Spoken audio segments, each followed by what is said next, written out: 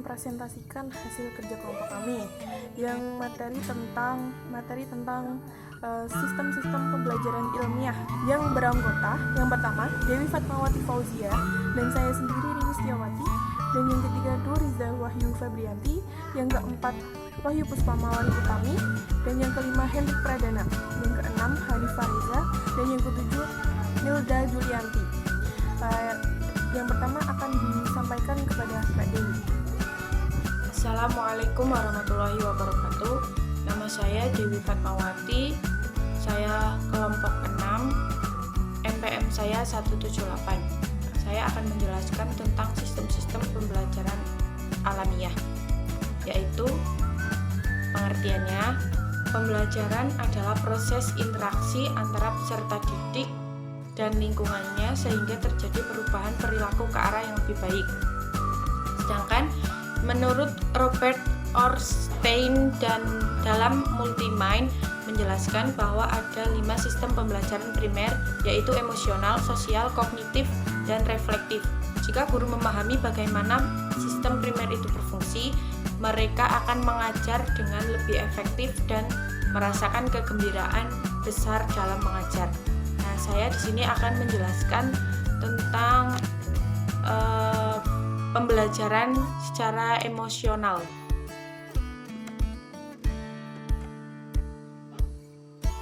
Sistem pembelajaran emosional yaitu tidak perlu diketahui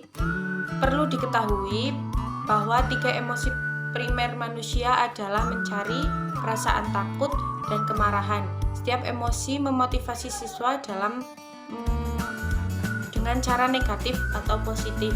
Yang kedua, mencari merupakan emosi alamiah yang memotivasi perilaku siswa di kelas dalam berbagai keinginan, impian, dan pengharapan pribadi siswa mengarah pada penetapan tujuan pribadi.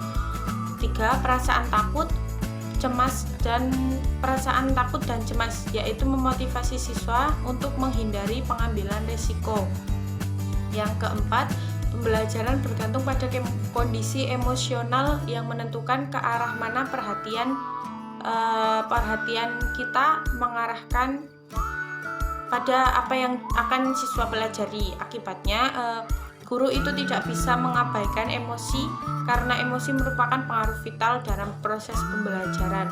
Guru seharusnya memahami keterkaitan antara emosi dan pembelajaran agar dapat membantu siswa menggunakan emosinya secara produktif dan menilai situasi dan pengambilan tindakan yang menonjolkan kepada kelebihan individu. Terima kasih. Selanjutnya saya akan menjelaskan tentang sistem pembelajaran sosial. Yang pertama, budaya sekolah dan ruang kelas yang memberi siswa peluang untuk menjadi bagian dari kelompok yang bermakna, memperoleh pengalaman memimpin, memperoleh penghargaan dari teman sebaya, dan berpartisipasi dalam timbal balik. Perlu perencanaan dan pengelolaan yang cermat. Perencanaan cermat budaya kelas sangat penting karena siswa dalam setiap mata pelajaran, baik itu kerajinan tangan, matematika, sejarah, ataupun ilmu sosial, akan mengembangkan kode perilaku tidak tertulis yang dapat mendukung atau menggoyahkan kurikulum tersebut. Dan juga dibutuhkan guru yang cakap yang dapat bekerja sama dengan siswa untuk menciptakan kode perilaku sosial dan akademis sehingga setiap siswa dapat meraih potensi tertinggi sebagai syarat untuk keanggotaan kelas. Dan kode ini juga harus menghormati kebutuhan untuk memilih hubungan yang disukai dan harus membentuk kelompok. Dan yang kedua, sifat siklus pembelajaran otak fungsional dan struktural terus berubah sejalan dengan waktu. Ini akan tetapi juga kita semua menciptakan cara kita dalam memanfaatkannya, karena itu sistem pembelajaran sosial beroperasi sebagai proses pertumbuhan, peningkatan, dan perubahan sembari individu dan masyarakat belajar melalui praktik berulang, baik secara fungsional maupun awal fungsional. Dan sebagai contoh, dari waktu ke waktu kita menyelidiki bagaimana sih cara kerja yang ini atau yang itu dan sebagainya. Itu disebut dengan pembelajaran fungsional atau dengan mencoba mengatasi masalah sosial dengan cara yang sederhana. Itu juga bisa, atau itu juga disebut dengan pembelajaran awal fungsional. Sistem pembelajaran kognitif: mendengarkan, berbicara, membaca, menulis, dan mengembangkan kecakapan akademis lainnya bergantung pada sistem kognitif. Sistem kognitif mengendalikan input sensoris memori secara memadai untuk mengonstruksi pengetahuan dan kecakapan. Sistem kognitif harus mampu bekerjasama dengan baik dengan sistem lainnya seperti emosional, sosial, fisik, dan reflektif. Selanjutnya, guru harus mampu menunjukkan minat dan memahami materi yang akan mereka ajarkan pada siswa, karena siswa dengan cepat dapat menilai guru. Sistem pembelajaran fisik. 1. Pendidikan harus bisa menularkan kehangatan dan memberikan kewenangan kepada anak untuk merespon pembelajaran. 2. Guru dapat mengubah konsep atau gagasan menjadi materi yang menarik bagi siswa. 3. Guru juga harus memiliki imajinasi dan keinginan bereksplorasi dan bereksperimen dengan kegiatan pembelajaran. Selanjutnya saya akan membahas nomor 5, yaitu sistem pembelajaran reflektif, merupakan penyederhanaan kerja otak. Dalam proses belajar mengajar, dengan menggunakan sistem pembelajaran reflektif akan lebih kondusif, efisien, dan efektif. Kemudian, dalam sistem ini, guru hanya sebagai motivator, fasilitator, dan pengarah. Kemudian, siswa dituntut untuk aktif, kreatif, inovatif, dan bertanggung jawab, sehingga minat dan bakatnya dapat tergali lebih. Kemudian, nomor 6, sistem pembelajaran efektif berdasarkan sistem pembelajaran alamiah otak, atau yang lebih dikenal dengan brain-based teaching, tertuang dalam kurikulum 2013 yang menggunakan strategi pembelajaran. 1. Efisien pembelajaran. 2. Penambahan jam pelajaran.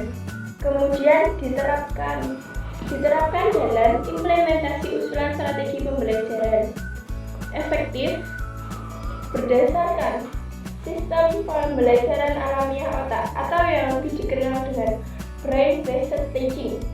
Kemudian output hasil, diharapkan anak memiliki kognitif, pengetahuan, dan keterampilan yang kreatif, inovatif, proporsional, dan produktif. Perkenalkan, nama saya Hendrik Pradana, saya NPM 28. Saya akan menjelaskan tentang metode alamiah. Metode alamiah yaitu metode pembelajaran yang dilaksanakan di luar ruangan ataupun alam terbuka.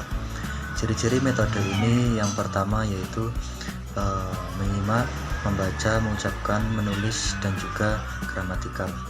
Yang kedua yaitu memperkenalkan kosakata yang sudah dipahami oleh peserta didik dan membedakan benda-benda di dalam maupun di luar ruangan.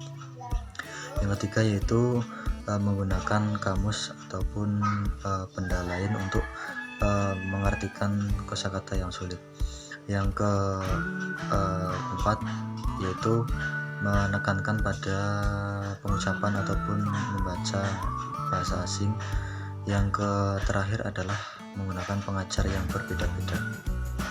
Keunggulan dari metode alamiah ini yang pertama yaitu lebih efektif untuk jenjang yang lebih tinggi lagi. Yang kedua yaitu tentang membaca dan mengucapkan lebih ditekankan dalam metode ini. Yang terakhir yaitu tentang pengajaran bermakna lebih mudah dan lebih mudah untuk dipahami.